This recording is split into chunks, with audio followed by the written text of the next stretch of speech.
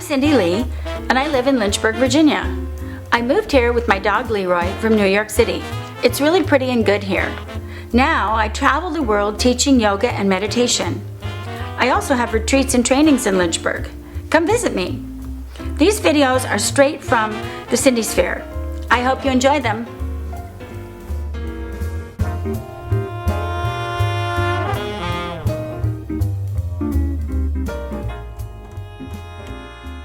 Hello, I'm Cyndi Lee and welcome to the Cyndi Sphere.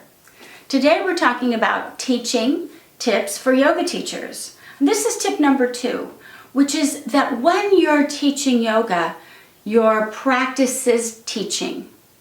Your practice is not asana. That's another one of your practices. You probably have several practices, asana, pranayama, etc. But when you're teaching, you're not practicing those things. You're practicing teaching.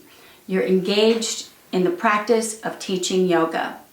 And this is important for several reasons. One reason it's important is that if you really realize that and lean into that, you're going to become a better teacher. You're practicing the craft of teaching, and you'll become better and more helpful as a teacher. But the second thing is that when you practice teaching in this way, you're taking the attention off of you and placing your attention on your students. Your students are your dots of awareness, so that you know what to say, when to say, how to say, who to say things to, and how to really be helpful. How do you take the attention off of yourself? Well, there's a bunch of ways you can do it. You can choose to give instructions that instead of our commands, like feel this, feel that, you can ask questions. What are you feeling?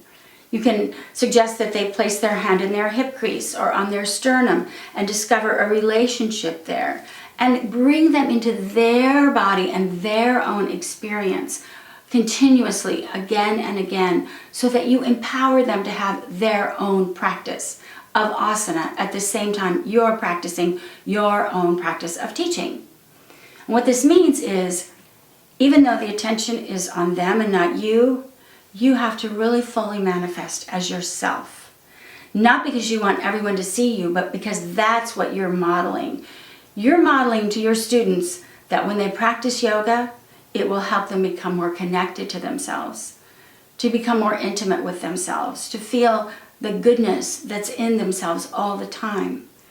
And when they start to feel that goodness, they start to see that in other people. Some of them even get so inspired by that that they, like you, become yoga teachers because they want to be helpful. And isn't that our mantra as yoga teachers?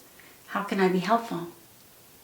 So good luck with that, everybody, and thanks for visiting the Cyndi Sphere. May all beings have happiness and the causes of happiness. May all beings be free from suffering and the causes of suffering. May all beings never be parted from freedom's true joy.